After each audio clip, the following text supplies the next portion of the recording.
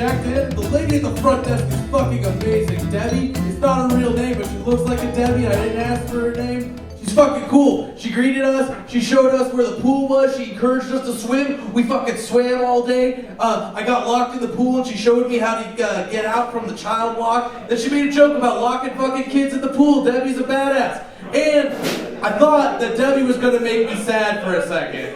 Because Debbie said, hey man, just so you know, you can't smoke in your room, you can't smoke right outside your room. And I was like, Debbie, you're gonna make me sad. She said, oh no, you see that giant tent 4 steps away from your room with the table with the ashtray on it and all the chairs around it like a smoking paradise? You could smoke there because the Days Inn in Dover, New Hampshire takes care of people. And that's why your city is great, and that's why I'm driving up from Boston to buy all my groceries here to stimulate your economy because of fucking Debbie.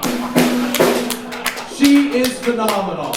And I feel so bad about all the drugs I'm gonna do in that room after this show. I would never do that to Debbie. I'm gonna do it in the parking lot across the street at the restaurant after it closes. You guys get down with drugs here in Dover? Yeah! Cool. I like ecstasy. I miss real ecstasy in the pills. Remember when ecstasy used to be in pills? And like they were different colors and shapes? And you never knew what was going to be in your ecstasy. And people I was growing up with would complain. They say, I don't like to take the pill ecstasy. I never know what they put in my ecstasy. What if they put meth in my ecstasy? Well, if you do as many drugs as I do, getting some meth in your ecstasy is like getting some curly fries in your regular fries.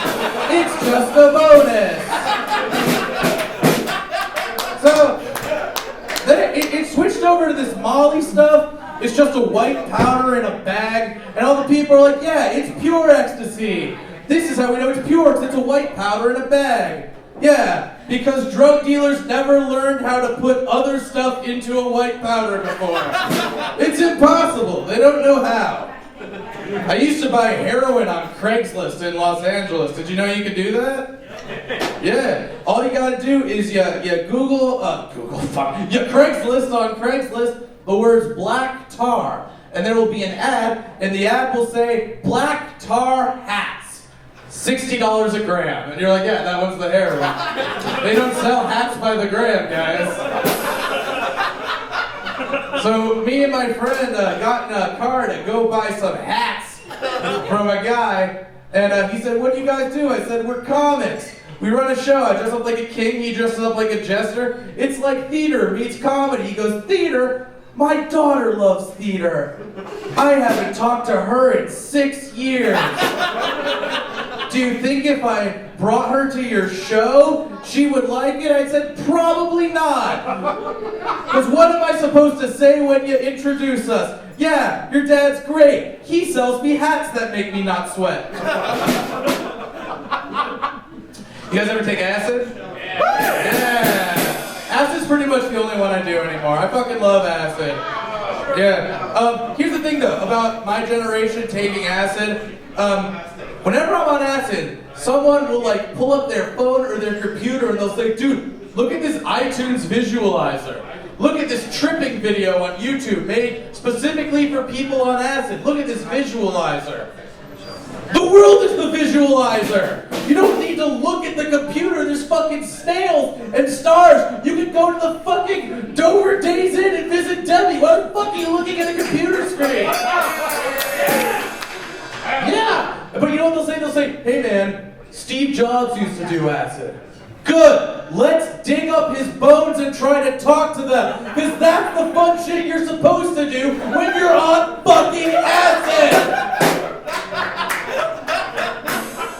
I thought acid made you smarter until the last time I took acid. I had the revelation that ISIS is bad. Yeah, then had to take acid. I'm like, yeah, those ISIS guys, they're pretty bad. And I thought, hey man, me and my roommates have to figure out a way to defeat ISIS. But I think I got a good theory on it. All we have to do to defeat ISIS is take the power away from them the same way we took the power away from vampires with Twilight. All we have to do is get 14-year-old girls in America obsessed with ISIS. That's what we're going to do. We're going to write a teen novel where like a new kid comes to a high school and some like loser girl who's like pretty but they don't like her, like she follows him into the woods and she catches him doing some really ISIS-y stuff and she's like, Jared, what's weird about you? And he's like, I'm an ISIS, okay?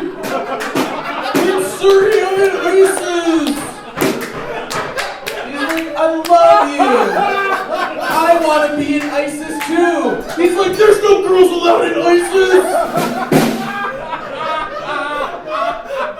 So he like takes her to like the heads of ISIS. They're like, there are no girls in ISIS. And they have like an Annie, get your gun, anything you can do, I can do better. They're like, build a bomb in a coat, in your shoe, in your hat. No, you can't. Yes, I can. That kind of thing. Yeah, man. Any of you guys ever been cheated on? One of you's truthful, the rest of you are fucking lying. And or getting cheated on right now. I don't know. I don't know what your significant others are up to. My girlfriend's here. I don't know what she did earlier today. It could have been that. I got cheated on by my last girlfriend. Now, what happened was, she had broken up with her boyfriend to date me, right? But she had this roommate, and the problem was that roommate was that same fucking boyfriend. So, yeah, she never broke up with him. So we were three-way dating, and I didn't know about it. But eventually, him and I found out about each other, and we started to develop Stockholm Syndrome. And one day, I woke up, and she was sleeping next to me, and there was a text on her phone from him, and it said, hey, baby, how's it going? So I picked up her phone and texted him back, baby, it's going good. By the way, this is Jed, we need to talk. And he texted me back, because he was my boyfriend too, he texted me back, how could she keep doing this to us? And I said, maybe there's no us. Have you ever seen the movie Fight Club? And he didn't think it was funny. So I woke her up to think if she thought it was funny, and she didn't. And I broke it down to her. I was like, listen, all right, I'm the Brad Pitt, and he's the... She said, you wouldn't be the Brad Pitt. I'm like, bitch, you can cheat on me, but don't call me the Edward Norton of the fucking Fight Club situation. Between me and my girlfriend. Anyway, we started to get into fights, and she started throwing things at me. Specifically, she threw a cup at my head that said, best boyfriend ever, because apparently I was not. And we ended up checking her into a psych ward, me and other boyfriend. We went on a fun date to check her into a psych ward at Mass General Hospital.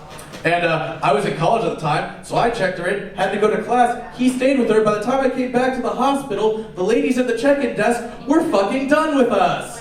And I walked up and they're like, what's your relationship to her? And I was like, I'm her boyfriend. They're like, her boyfriend's already here. I'm like, I'm her other boyfriend. We are sad Mormons. Let me into the hospital.